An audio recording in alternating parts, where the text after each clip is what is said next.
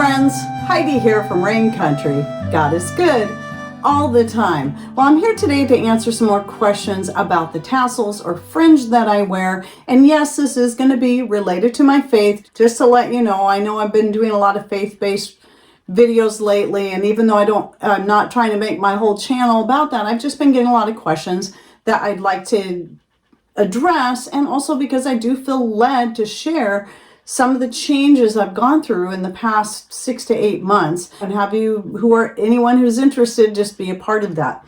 So some of you may be totally new to this. Now in Hebrew, the tassels are referred to as zitzi or zitzo, which is actually the plural form of that word. And I remember that when I first started hearing about it, I've been, for years, people would ask me if my hair tie, if that's what that was. No, these are hair ties. And I'm wearing them on my head. In the Old Testament, God's people were instructed to wear them on the corners, quarters, or borders of their garments. It depends on what version you're reading and which verse you're reading. Because in the King James, which is what I use, one area says the 4 quarters of your garment, and the other area says a fringe with a blue ribbon running through it on the borders of your garments. Going by that, I've actually have 2 ways that I do this. And, I did look into the Greek and the Hebrew to understand, because I know a lot of people wear the tassels. And then there's people that say to follow the custom and tradition, you got to have so many knots and it's got to be done this way and be in these colors. But that's not what Scripture says. The only thing is that it's got to be on the borders of your garments. We know that 4 corners or quarters are listed, so this is why people think 4 tassels. And exactly how they're to be worn or any other color besides blue is not mentioned. The length is also not mentioned, and there's no mention of knots. So anything past that, what Scripture says, is just nothing more than man-made tradition. Not that there's anything wrong with that, especially if it has meaning to people. But according to God's commands, there's nothing more to that, because the tassels are actually the easiest thing, because you can make them in such a way you can wear with anything and just switch them around. You only need 1 set. That is definitely an easy way to start. I'll show you this. The first ones I made for myself were, because I ended up with a lot of the floss, I made a few different sets with different varying colors. They're all basically the same colors, but I have a darker set. I have a medium set, which is all pretty neutral. You can see the blue in there. And then a light colored set. So embroidery floss is what I use, which you can pick up at any fabric store, craft store, or whatever. Again, the only stipulation is that you have blue in it. I've seen people make them out of all kinds of different colors. Some people make them following the basic friendship bracelet design from years past, where it's wrapped, where I preferred to do braided. In these first ones that I made, I mixed the colors up. Everything is mixed in there. And I really like the more neutral colors of these. And then I made a couple set, another one in this darker and it's shorter. So I tied a bunch of knots in it to make it shorter. And then I have another set, I'm wearing 2 of these right now, that is just blue and black. Now these that have a few knots in them, and these are my ones I wear like every day. These are my work ones that I don't care so much if they get dirty or a little snagged on stuff, which I have very little problem with that. And then these I keep for nicer. So, again, look at the difference in length. So they started out the same length, but when I, hold it up like that. But when I tie the knots in them, that shortens it up. So some people like to wear them pretty long. My husband likes to wear them very short, because he's worried about them catching on things when he's working in a shop or working on the sawmill or something like that. So he likes to keep his very short. Now, more recently, I made myself a couple new sets. One was specifically to go with a skirt that my friend made me off of my own instructional video. And I wore this for Passover, and I made these tassels to match. So you can see, this is how I hang them. I usually have 2 towards the front, and the other 2, I used to wear them behind, but I now wear the other 2 on my hips. So 2 of them will end up pretty much right in the front once it's all on properly and tied. and then 2 right on the sides of my hips. And that works out pretty good for me that way. And then my most recent set I made to match this skirt in the greens that I wore to my oldest son's wedding. I made it for my oldest son's wedding, but I love green anyway, so it was a great skirt to make. So I have those. But to that, going by, if I want to go by the King James and the English and what it says, it talks about a fringe around the border of your garments. So I actually do both. And so I have, just to make sure I've got all bases covered.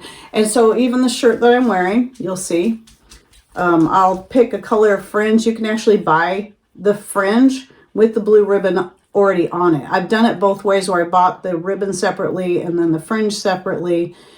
Hated it. It was such a pain. It's so much easier just to buy it. You don't save any money doing it that way. So much easier to buy it with the ribbon already on there and just stitch it right on. So on this one, because the shirt is navy blue and green, that's what I have here. And then I've got a couple more shirts here I'll show you, but I have quite a few shirts. A lot of the ones you might see me wearing in the videos will have them. Not all of them, but quite a few of those shirts. If it's anything I would commonly wear out in public or wear around the house to work in, yes, I have the fringe on them. So you might recognize a couple of these shirts. Like here's this one of my favorites. I've got kind of a brown fringe with the blue. And if you're interested in the fringe, anyone who's interested, that likes the idea, I'll link to the 2 different ones, because the brown is a different length than the other colors. And then I use the navy blue on this one as well because of the navy blue hood on it. And then I have a couple shirts that have silver fringe and a couple that have black. Now, what is the purpose for this? Well, scripture tells us that, and this is why I fell in love with this idea once I came across it in scripture. I'm like, I get it now. I get it now. And I love the idea. And here's why. Is because God instructed his people to wear that because they kept forgetting to follow his direction, his commands, his laws. And so by instructing them to wear these things, it was a visual reminder to keep his commands. And the other thing I liked about this, even though it doesn't say this specifically in scripture, is that to me, it's also a visual representation of who we belong to, who is our Father and who we follow and what our faith is. And so that really sets us apart. It makes us that peculiar people. But we also know it's not supposed to be a form of pride, because Jesus talks about this in the New Testament about, these Pharisees making their phylacteries long, and it was all about getting attention. Well, really it's all about us remembering to keep his commands, which also means not being prideful. But I do like the visual representation it gives to everyone that, I can look at someone and go, oh, there's someone that I know believes the whole Bible is relevant, not just the New Testament. Now, I'm probably going to be one of the more unique ones with doing the fringe and the tassels. That way, if I get too hot, take this off. Well, I still have my tassels on. And but I do like wearing the fringe on my flannels, because it just kind of adds a little extra length, because I like them kind of long, and it also adds a little weight so they hang and drape nicer. Really like that. So it's kind of an added benefit. I was going to explain really quickly, besides braiding, how I do this. So to get them this long, I use, actually in my newer ones, I used more strands. And these ones I was taking 9 strands total. And then I would do a whole yard of each strand. And then once I got all my strands laid out, I'd fold it in half and then tie the knot, making sure everything was even, tie the knot, and then separate them out and then braid them. So if you're using 9 strands, that gives you a total, once it's folded over, it's going to double. So it's going to give you 18, which is easily divisible by 3. And then when I decided I want to make them just a little bit thicker, when I did these newer ones, this one and the green set, I actually went up to 12 strands, so doubled over. That's going to be 24 strands, which again is easily divisible by 3. So you're going to have 8 strands in each section if you're just doing a regular braid. Now, a couple of other differences, like the first ones where everything's just kind of mixed together.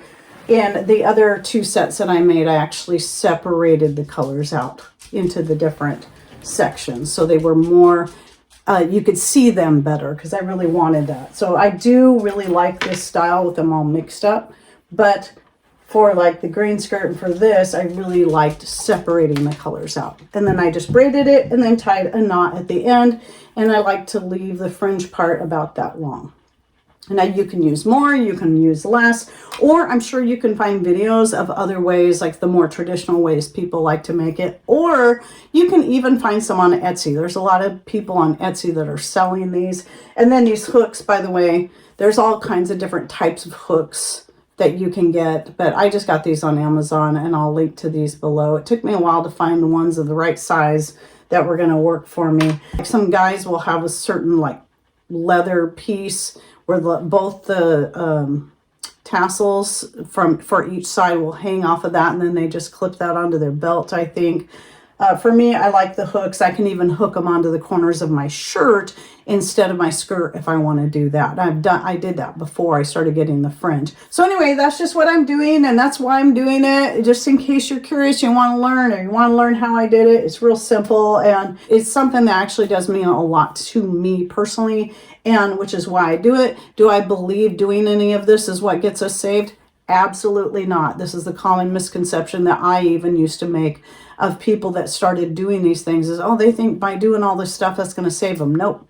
Nope. There might be a few that claim that. The ones that truly read their Bible, both the Old and New Testament, and know how they fit together and know what they say, know that only the precious blood of Christ is, and that grace that we have is what saves us.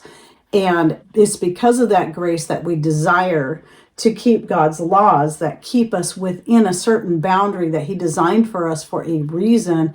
And the surprising thing about it is there's actually freedom in there. People call it bondage. No. And they get that because they hear about the bondage to the law. Well, they don't understand that that's talking about the bondage to man-made laws and or the bondage to the law of sin and death. But when we're walking within God's laws and we're following him, there's actually freedom in there. And that's what amazed me. Just like when the first big change we made was being more intentional about keeping the Sabbath, and the freedom and peace that it brought to our lives, and the way it seemed like all the other 6 days of the week, we suddenly were just far more productive than we were when we're working 7 days a week.